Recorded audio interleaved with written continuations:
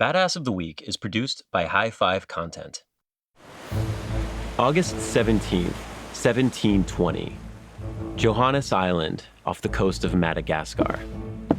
James Macrae, captain of the British East India Company merchantman Cassandra, watches from the deck as his shore party collects food, fresh water, and other supplies, packing them into crates and barrels and stacking them along the beach to be hauled onto the ship. All is progressing smoothly until a call comes from the crow's nest. Macrae wasn't aware of any other ships in the area. He runs to the quarterdeck, pulls his spyglass, and sees two vessels approaching the island. One is a large merchantman, the other a smaller sloop of war. Both fly black flags.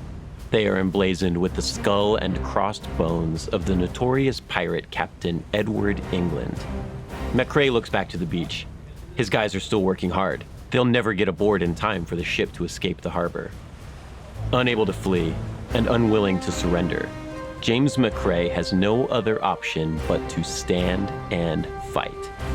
He orders all hands to battle stations.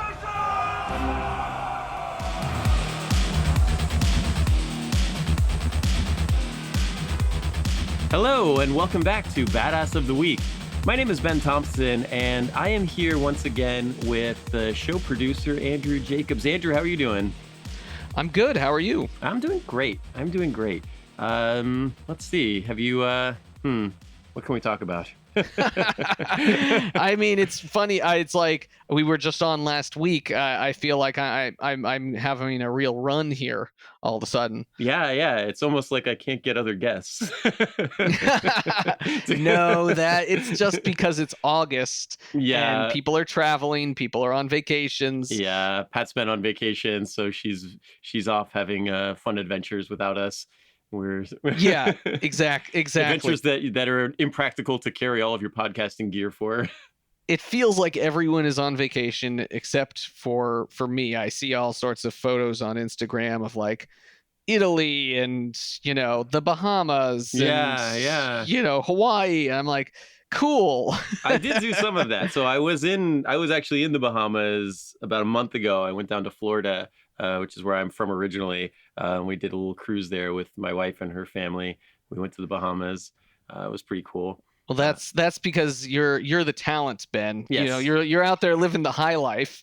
And us lowly producers are sitting in a dark room, sending emails, typing away on our computers, trying to spin gold out of these conversations.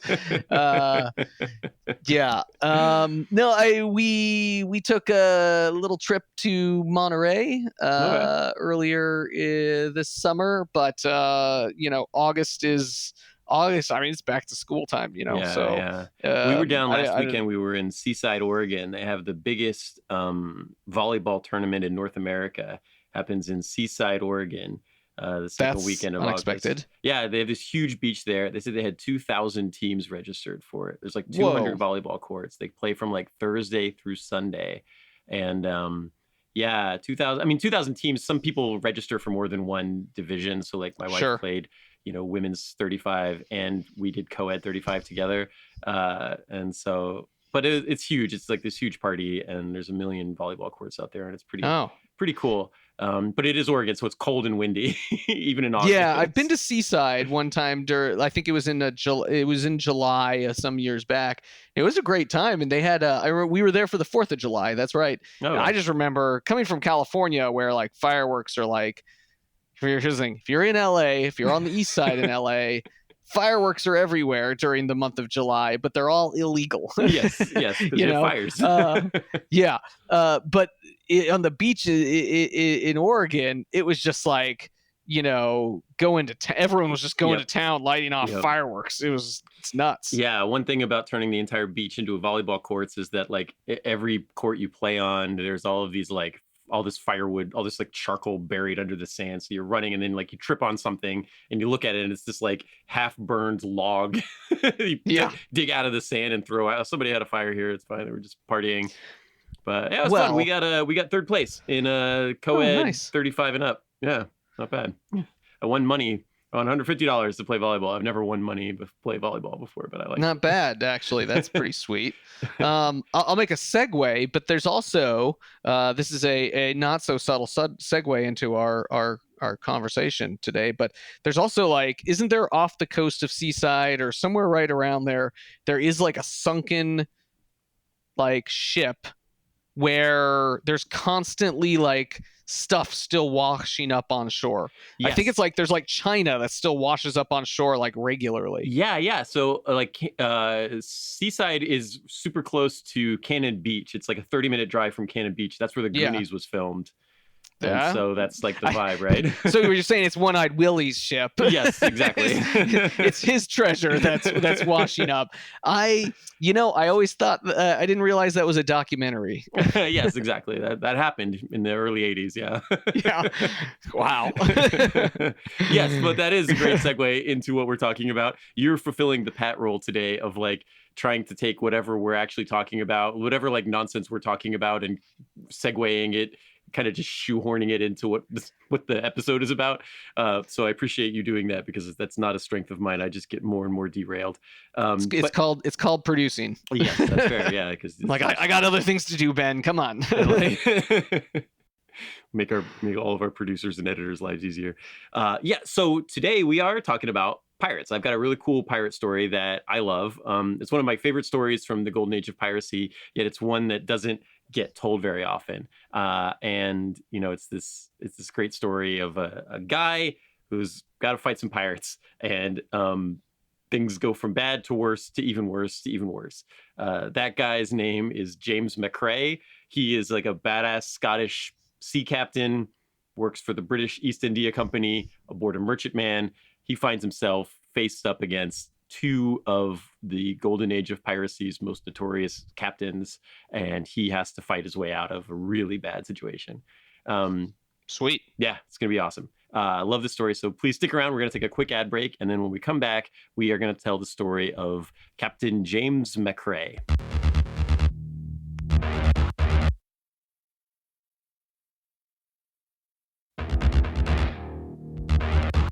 It is August of 1720, and this is the height of the golden age of piracy. Like Anne Bonny time, she's operating in the Caribbean in 1720. Blackbeard, all this stuff is happening around this time.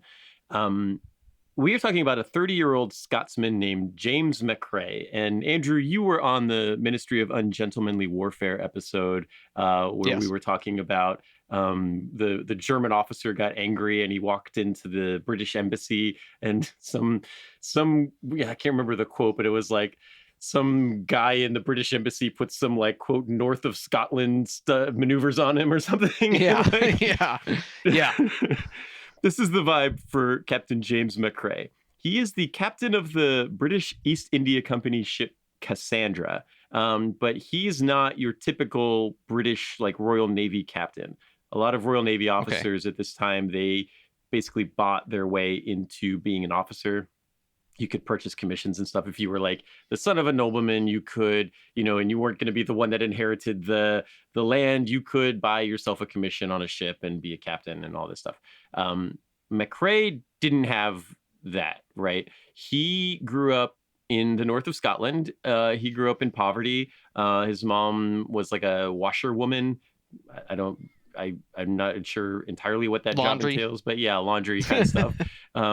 And he grew up kind of like having to scratch out a very meager existence. He didn't like it. He caught a boat to India, where he started sailing around, got a job on a ship, kept getting promoted because he was like a good guy. Like what we will see from Macrae is that he's a very fair guy. He's tough as nails, but he's like super fair. People seem to like him. People that work with him seem to like him. They get along with him. He knows his stuff, and he's tough, but he's also fair. He's a good dude, working class, origins, that sort of thing. Yeah, at a time when, I don't know if you've read stuff like Billy Budd or Moby Dick, at a time where like, British officers were notoriously cruel also. Yeah. Right. You Yeah. could just do whatever you wanted to the people that worked on your ship because it's the army or the navy, and that's what you do. Right. And so it was kind of unusual for a captain to be fair and just and kind to his crew. And that's this guy. People seem to like him. All the guys that serve with him like him. Okay. Yeah. So he puts into port at a place called Johanna Island. And Johanna Island is kind of funny because nowadays it's called Nzwani, and it's in the Comoros Islands off the coast of Madagascar. The island now, Johanna Island, I was looking it up when I was like researching it, like going over my notes for this episode. It is now the autonomous island of Anjouan. So this is like some little forested like jungle island off the coast of Madagascar. It's autonomous. Yes. They have a democratically elected president. Huh. And it's this tiny little island off the coast of Madagascar. It's funny when you think of the map of Africa and you think of Madagascar, you always, it's this sort of like giant little island off the coast there, but you don't really look at, I feel like I've never like looked close enough to notice if there's other islands right around there. It always seems like there's just this one big island, Madagascar. Yeah, it's 160 square miles. It's not big, right? It's this little series of little islands off the coast of Madagascar, northwest of Madagascar.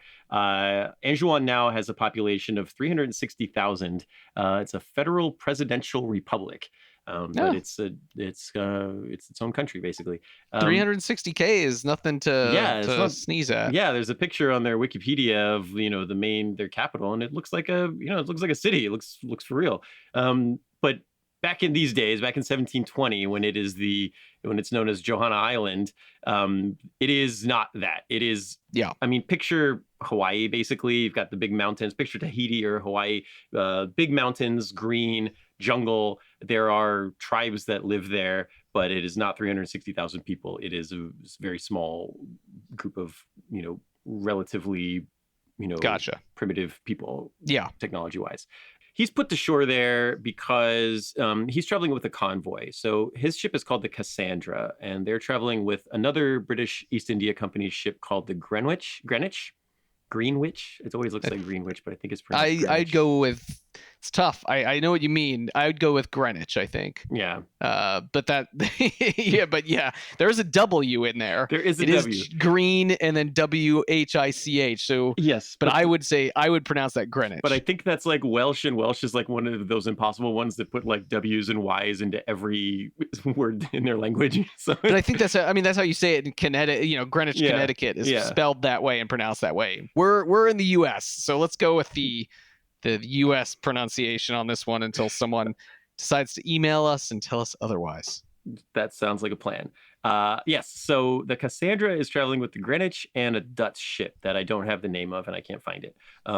So back in these days, it is 1720. It is the height of the piracy times. These ships are traveling in convoys to protect each other. They have guns. They don't have a lot of crew. You basically, like if you're the British East India Company, you want to get your treasure from England to India and China and back again, but you want to pay the fewest number of employees possible. So you keep the ship as tight as you can keep it, as small as you can keep it. You want the biggest ship with the biggest hold to carry the most stuff, and you want the minimal amount of crew to crew it. And so these aren't like warships. They are merchant ships. They do have guns because they have to fight off pirates, but they travel together kind of like, and that's something that continued even into like World War II, where you had those convoys that were worried about U-boats. You group them all up so you can fight off. It's like the school of fish thing. Group them all together so you can fight off trouble. So they stop on Johanna Island to restock on fresh water. They're going to get some coconuts. They're going to hunt some animals. They're going to find fresh water, replenish their supply. It's a quick stopover. There is not like a big city there. There's not a big settlement there. They've kind of pulled up onto the beach, and they are, replenishing their stuff before. There's not even like a dock. It sounds like. Yeah, exactly. It's pretty middle of nowhere. But yeah, like you said, Madagascar. It's you don't think about Africa being like the west coast of Africa being pirate country, but it is because the Caribbean for sure was. That's the one we always talk about because that's the one that we have all the relics here, and that's the one that's a little bit more closer to home. But there was a lot of pirate stuff happening because that was the trade route from from Europe to India and to China, you had to go around the southern tip of Africa. Makes sense. And that was a great spot to hit people. And so they got big trouble, and they've got to be ready for it. Okay. So that trouble arrives on the 17th of August, 1720. These 3 merchant ships are in the harbor, and 2 other ships appear, and they are flying black flags. They are flying the Jolly Roger, and there's 2 fairly large warships. All right. So hold on. Let me just interrupt and ask. At what point did everyone decide to, like, it feels like it's like a myth or a cliche that pirates flew pirate flags, right? Like someone came up with the idea who was like, what would be badass? Yeah. What if we made a black flag? And someone's like, yeah, we should put a skull on it. And someone's like, and bones and a cross. And someone's like, no, swords. Like it seems like kind of ridiculous. That this is what they, and then all the pirates are like, yeah, that's a good idea. Yeah, we need to brand ourselves. Right? They still put them on like outlaw motorcycle gangs still fly those black flags, right? True. No, that was a real thing, right? You hear about the horns on Viking helmets is not historically accurate. That was added later by like the German opera to signify Vikings. But yeah, they had black flags with skulls and crossbones on them. One of the cool things about pirates is that they could all develop they all had their own flag. So the black flag is interesting. It doesn't originate with the pirates. A black flag, so a white flag, you fly a white flag, that's surrender. I give up, don't fight, right? If you fly a black flag or an all red flag, like just plain black, plain red, that means you are signaling to the enemy, like, I am not going to take prisoners. This is a war to the death. We take no prisoners, right? And so that's where the origin of that pirate flag comes from. They fly the black flag. We are going to kill all of you. You better run or give up or whatever. You are not going to survive. We expect no quarter, and we will give no quarter. Yeah.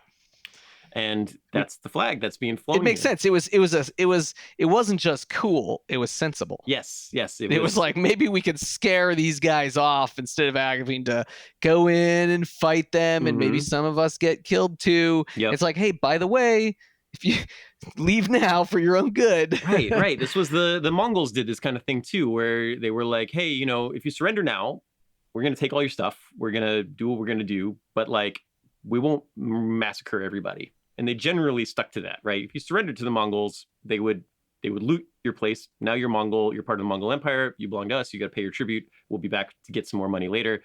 But they don't murder and kill and make big piles of human skulls and stuff. If you fought them, they would kill every last person in the city. And so pirates were like that too. It's exactly what you said, right? These pirates don't want to die in battle. They're just out to make some money, right? They're not trying to fight to the death for sacrifice themselves for the cause or whatever. They want to get paid at the end of this. And so it's much better for them to scare you into surrendering and then take your money, and then they don't care if you live or die. You're not their enemy. They just want your money, right? Yeah. It's just an easy payday, Right. Hopefully. It's like getting mugged. Just give me your wallet, right? Don't try to fight this guy. Yeah. So that's what was happening on the 17th, apparently. These ships come in, there's being like, listen, just give us your stuff. We're pirates. We're coming. And so what happened next? Yeah. So and these aren't just like little pirate ships. So the flag that they're flying is all black. It's got a skull with 2 bones crossed underneath it.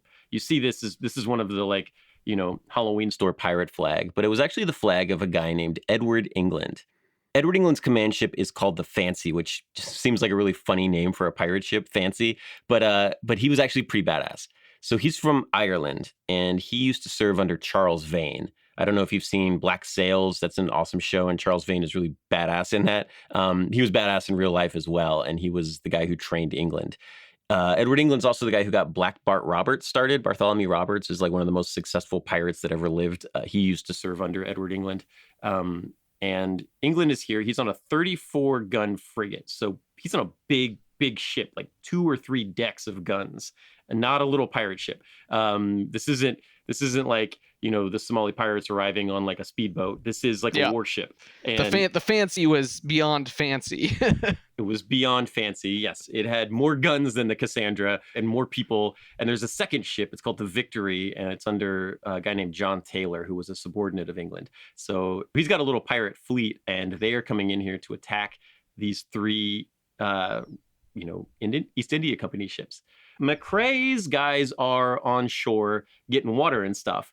They're not ready to go. So he hails the Greenwich next door and is like, hey, cover me. We got to get our guys back on board. We got to get the water here. We got to go. Greenwich is like, yeah, we already pulled anchor, man. We're out of here. See ya. And Macrae's like, no, wait. And then the Dutch ship is already taking off too. He tries to hail them with some flags. They're gone. Greenwich is gone. He's yelling at them, like waving all of the flags. He's screaming and yelling. He shoots his cannons at them at one point because he gets mad. He fires his guns he fires warning shots at the Greenwich to try to get them to turn back, but they don't. They just totally peace out. And so they are able to escape. The pirates have a choice now. They see these 2 ships running, and then the one that's stuck there, they're like, we're just going to box this guy in and get him. He's a big merchant ship. Turns out he's carrying like 75,000 British pounds worth of cargo. It's like, this would be one of the biggest hauls that a pirate has ever had if they could get this ship. But yeah, like I said, they travel in groups to protect themselves. But now you've got one dude out here. Been abandoned. Yeah, he's totally abandoned. He's being attacked by two enemy ships. 2 pirates are circling him, and they are about to attack him. But let's think about James Macrae for a second. He's got some of his guys they're getting on board as fast as they can. They've dropped the barrels. Forget it. Don't even worry about the water. Get back on board. We got to go. But it's becoming very clear that that's not going to happen. Now, I don't know how many Scotsmen you know personally, Andrew, but I know a couple. What do you think James Macrae does when he realizes that like he's not going to get away before these pirates get here? I mean, he's going to give him some of that.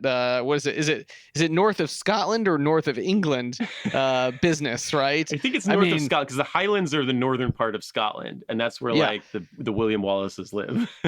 Yeah. Oh, I see. I mean, I will say, like, spoiler alert, this isn't the like guy who ran away of the week podcast. So I think we're in for a pretty good fight. Yes. There is a quote that I love that I think applies very well here. It's Captain Jack Sparrow in the Curse of the Black Pearl in the first Pirates of the Caribbean movie. He says, "Me, I'm dishonest. And a dishonest man you can always trust to be dishonest. It's the honest ones you have to watch out for, because you can never predict when they're going to do something incredibly stupid."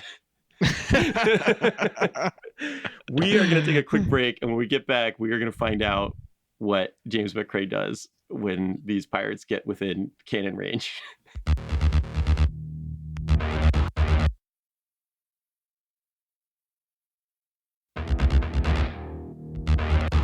It is August 17th, 1720. Captain James Macrae of the Cassandra he's got, I don't know how many men are on board his ship. It is somewhere around 50 to 100, I'd guess, probably on the lower end of that. He is under attack by a pirate armada.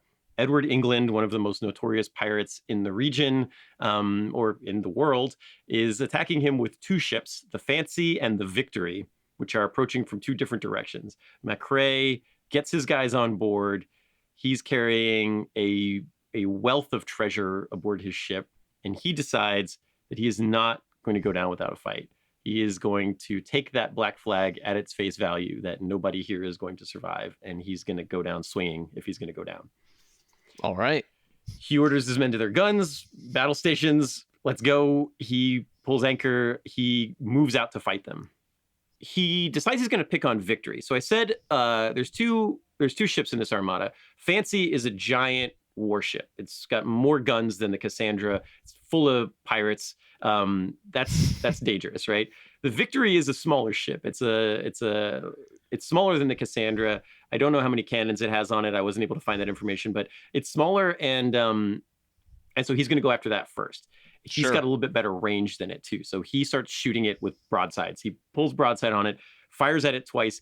His guys hit it both times, and the second one blows the mast off of Victory. He keeps going right at it. The mast gets blown off. They stick oars into the water to try to row the boat closer to Cassandra. He fires again and blows all the oars away, like splinters all the oars. I just gotta say, I'm impressed at the pirates organization. Yeah, I feel like, you know, our image of pirates is always very like slapdash, like, Yeah. you know, like guys who don't take orders, but this sounds like they do.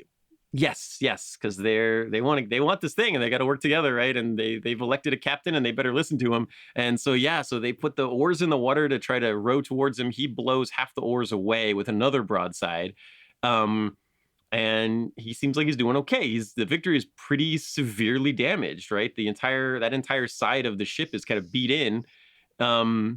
But while Cassandra is doing that, Fancy is pulling up, and they open fire on the Cassandra. They hit it with a broadside that just kind of showers, splinters and shrapnel Wood and all this stuff across the deck. Cannon fodder and Yes. yeah. Just explosions and fire and smoke and screaming and yelling, wood flying everywhere, and the Cassandra starts losing guys. Right, the first broadside from Fancy takes out some of Cassandra's guys. Victory is still kind of trying to close in on the other side, but Cassandra is stuck. Right, she can't run away here. She's got to fight. So that's what she does. And for the next 2 hours, which seems like a really long time for like fighting and maneuvering, they fight. James Macrae fights 2 hours. For 2 hours. He fights these two ships, and like. It doesn't quite happen like it does in the movies where everything's kind of bang, bang, bang. It takes a while. You can maybe get like a couple, like 1 to 2 shots off your cannon per minute. So that's still a lot of shooting. That's a lot of shooting. I mean, yeah. But were there breaks? Like, I don't like timeout, water break? Yeah, I mean, 2 hours of like just pounding each other. Yeah, it's like like a baseball game. Yeah, it reminds me of like a Rocky movie, you know, where they just keep punching them. But by the end of those of the movie, when it's, you know, Rocky versus whoever, and they're just like punching each other relentlessly in the face over and over again. Yes. And you're just like, what's happening. How are these guys alive? Yeah, that's what's happening, right? They're shooting. I mean, sometimes they miss, but they're hitting each other a lot. The pirates are trying to board the Cassandra because the pirates have way more guys than the Cassandra has. Cassandra has maybe 50 guys. The pirates have probably closer to like 200, 300 guys. They want to get on board the Cassandra and kill everybody with their swords, right? At this point, yeah. Right. And Cassandra is trying to maneuver away from them and use the cannons because they've got pretty top of the line cannons. They've got high end guns. They are obviously pretty good at shooting them. But at certain points, they get close enough where guys from the Cassandra are shooting rifles over the gunwales at the enemy ships. They're shooting each other with rifles. They're throwing stuff on board the other, like they're throwing basically grenades, like Molotovs. Grab whatever you can, throw it at them. Yeah, and eventually they fight for long enough that Cassandra starts running out of ammo. They're losing guys. They're on fire. Their ship's very badly damaged. They've given it just as good as they've taken it, but they are running out of ammo. They're getting beat up. Macrae decides, like, I gotta get out of here. He orders the ship to turn back to shore, and like basically, we're gonna run for it. We're gonna go to the shore and try to get out of here. So he starts to break back to the island. Edward England aboard Fancy, he sees what's going on, and he tries to take the angle to cut him off, like a safety trying to run down a receiver on the angle. Yeah. And he hits a shoal. He hits a sandbar and gets stuck. That big giant Fancy ship gets stuck on a sandbar. Macrae sees that, tries to go around it, but then he gets Cassandra stuck on that same sandbar.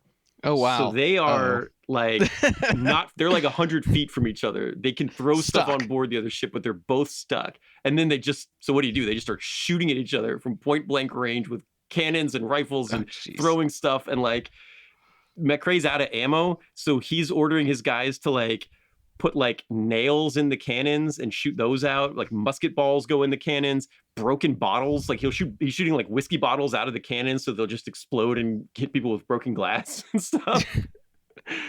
They both smash to hell. Victory is super smash, but it's still mobile. So it gets in and it gets close enough where it can finally throw boarding hooks over onto Cassandra. So now Macrae and his guys, and he's lost something like 30 guys now. He's got maybe a dozen guys, 24 guys left alive on his ship. He's got 2 angry pirate ships in front of him. One is 100 feet away, shooting guns directly into his cargo hold. The other is pulling up beside him, throwing grappling hooks over so they can climb on board with they've got the knives in the teeth, you know, kind of thing. This looks bad. The hooks for the hands, the pegs for the legs, the knives. The eye patches, snarling. Yeah, I mean, I think the knife in the teeth, you got to have 2 hands free. Once again, badass, also practical. Yes. So what does James Macrae do? This looks like the end, right? This is the cliffhanger. But what he does is he orders his guys to reload their cannons. They don't have any ammo, but what he has them do is load just a ton of black powder. They don't have bullets. They don't have anything to shoot out anymore. They're out of rifle ammo. They're out of cannon ammo. They're out of everything. So they just load a ton of black powder into the cannons and they fire them. And what it does is it creates this humongous smoke screen that they just shoot like a ton of smoke out of all of these guns on the Cassandra. And while everything is covered in smoke, they run for it. They get in their boats and they sail for the shore. They jump in and start swimming. They're running on the sandbar. They're doing whatever they can to just get out of here, run for your lives. Yeah. And they do. The pirates get on board the ship. They kill anybody they can find. The wounded guys, the guys who couldn't escape, the guys who didn't get out in time. They're all killed on the spot. But some of Macrae's guys get away. He escapes. He has been shot in the head at this point. So he is either a piece of shrapnel or a musket ball has kind of ricocheted off his head. He's bleeding pretty badly, but he's still alive. A lot of his guys are wounded, but they're all, he gets back to the island with maybe a dozen guys. I'm not sure exactly how many he had with him. I imagine it to be somewhere in the neighborhood of 10 to 20, but they get to the shore and they run for the jungles. Picture like the Hawaiian jungles or the Tahitian jungles. Of course. Right. They run off into the jungle. The pirates are on board the ship. They have it. They've looted the treasure. They're starting to repair their ships and stuff. But the pirates, Macrae lost 37 guys in the battle. The pirates lost more than 100 guys in the battle. So they've lost 100 guys out of their crew of maybe 200-300. Dear friends, yes. Yes. On the one hand, hey, just because they were pirates doesn't mean they didn't care about each other. Right. We can't let this guy do this to us. On the one hand, I get a little bit bigger share of this treasure. Now I don't have to share with these 100 idiots, but I do need to avenge them. So they're not going to let him get away. They're angry and they start rowing to the shore. And so he's in the jungle watching what's going on, and he starts seeing pirates coming onto shore. And so they start chasing him through the forest. Oh, geez. And so for the next 10 days, he and his men are evading pirates through the forest. At one point, he makes contact with a local tribe and organizes them to attack some pirate, some pirate hunting party. He organizes the natives to attack and take out some pirates. He's taking out some pirates when he can get them. He's fighting like a guerrilla war. He's living off the land. He's eating coconuts and drinking rainwater, with his guys running around in the jungles being hunted by pirates for 10 days. Yeah. More than a week. Oh my God. The pirates can't find him. They can't get him, but they're looking for him and they're not going to leave until they find this guy.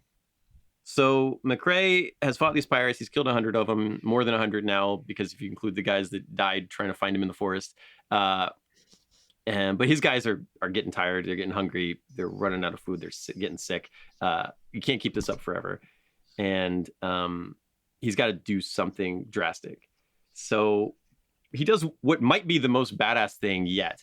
He decides that he is going to parlay with the pirate leader. Okay. He puts on his dress uniform, his Royal Navy or his British East India Company dress, officer's uniform.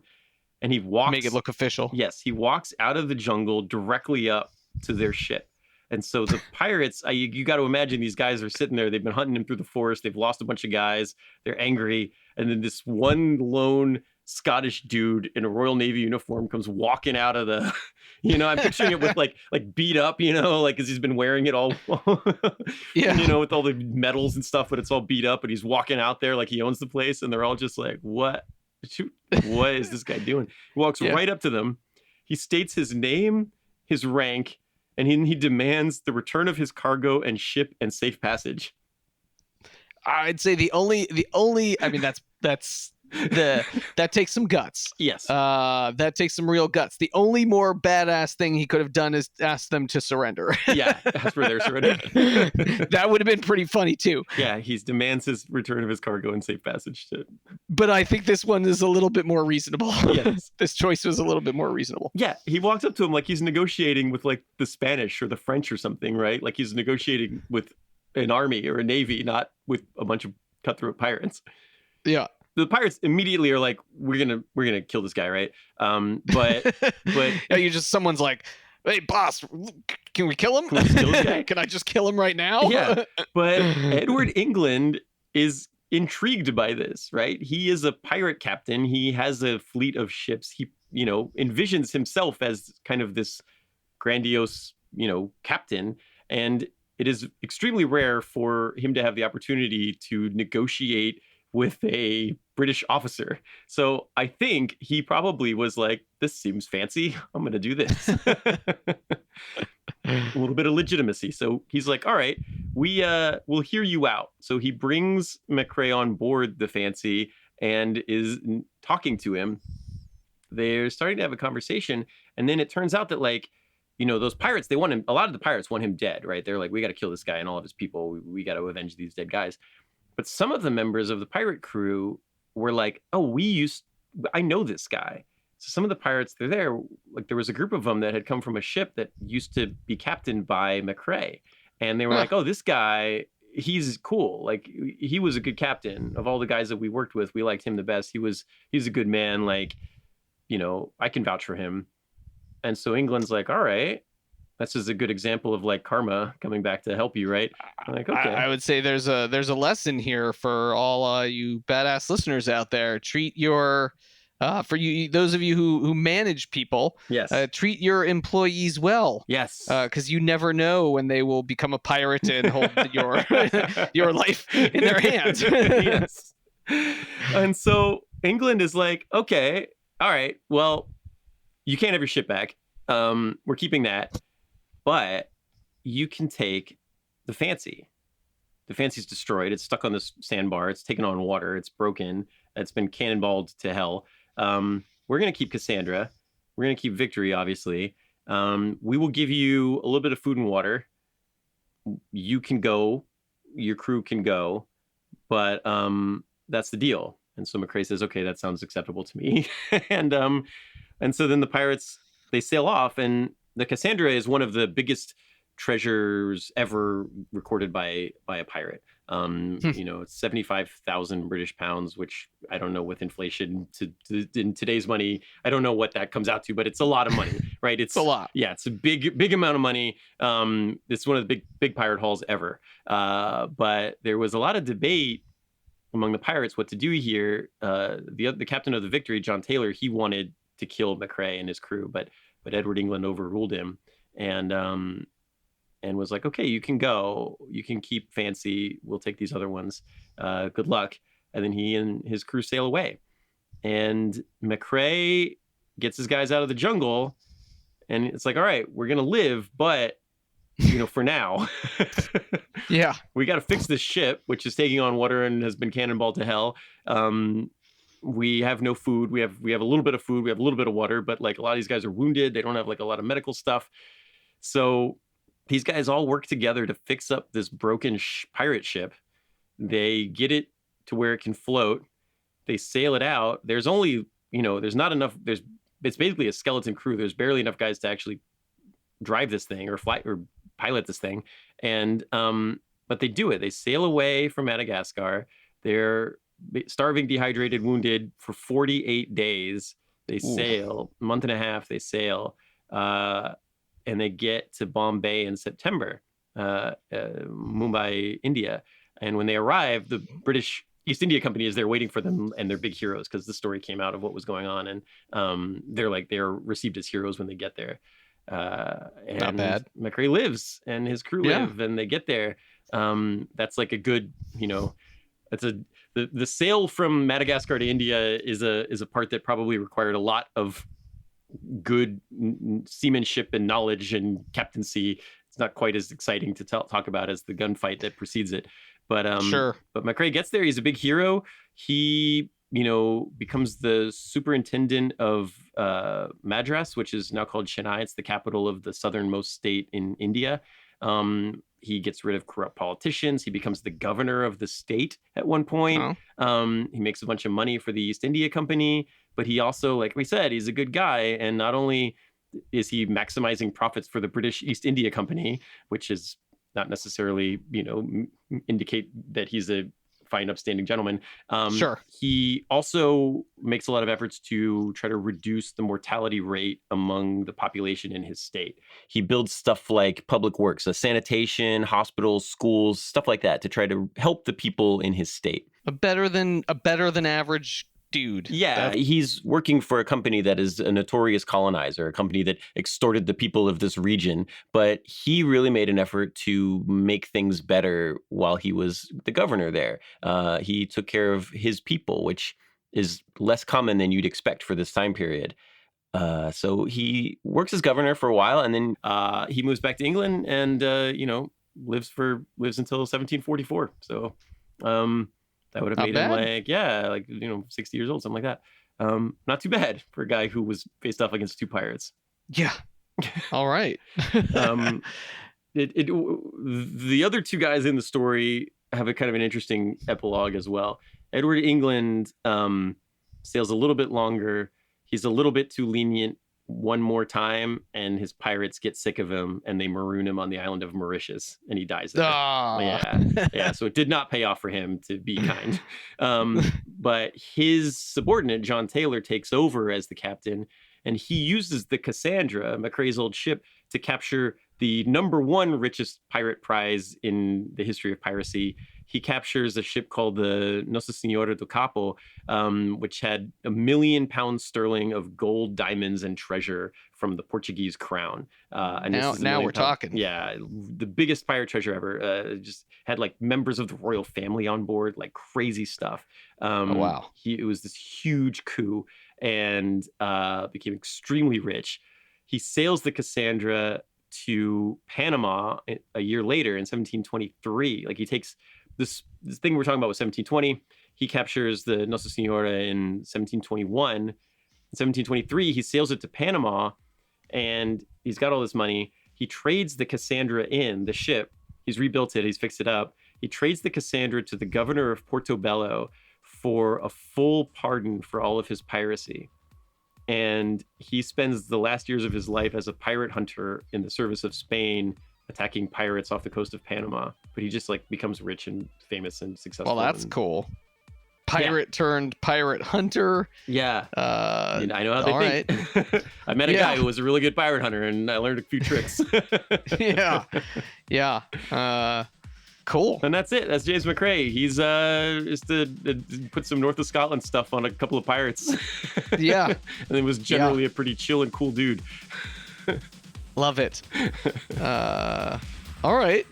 Yeah, and that's the episode for today. I hope you guys liked it, and if you did, please like and subscribe to the show. It really does help us out, and we would love to be able to keep doing this for you and keep telling you more weird, obscure, badass stories from history. So thanks for sticking with us. Stay badass. Badass of the Week is produced by High Five Content. Executive producers are me, Ben Thompson, Dr. Patricia Larish, and Andrew Jacobs. Writing is by me and Pat. Story editing by Ian Jacobs. Mixing and music and sound design by Jude Brewer. Special thanks to Noel Brown at iHeartRadio. Badass of the Week is based on my website, badassoftheweek.com, where you can read all sorts of stories about other badasses. If you want to reach out with questions or ideas, you can email us at badasspodcast@badassoftheweek.com. If you like this podcast, please subscribe, follow, listen, and tell your friends and tell your enemies. And please leave us a rating. We'll be back next week with another one.